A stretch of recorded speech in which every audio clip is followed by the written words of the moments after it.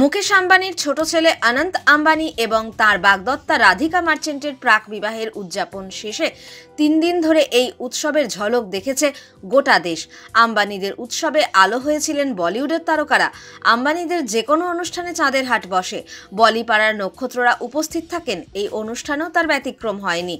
হাজার ব্যস্ততা সত্ত্বেও আম্বানিদের নিমন্ত্রণ রক্ষা করেছেন তারকারা। 3 দিন কোনো কাজ রাখেননি। অনন্ত রাধিকার বিয়ের অনুষ্ঠানে নাচে গানে মাতিয়েছেন, তবে তারকারা শুধু নিমন্ত্রিত অতিথির ভূমিকা পালন করেননি, মঞ্চে নাচের তালে কোমরও দুলিয়েছেন। বলিউডের 3 খান শাহরুখ, সালমান, আমিরের নাচের ভিডিও রীতিমতো ভাইরাল। 2 সতীর্থের সঙ্গে নাচ করা ছাড়াও শাহরুখের একার পারফরমেন্সও ছিল। নাচের জন্য শাহরুখ নিয়েছিলেন 2 থেকে 3 কোটি টাকা।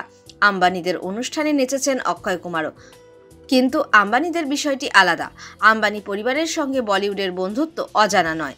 আম্বানিদের থেকে আলাদা করে কোনো পারিশ্রমিক নেন না তারকারা, এমনটাই ধারণা অনেকের। তবে সেটা সত্যি নয়।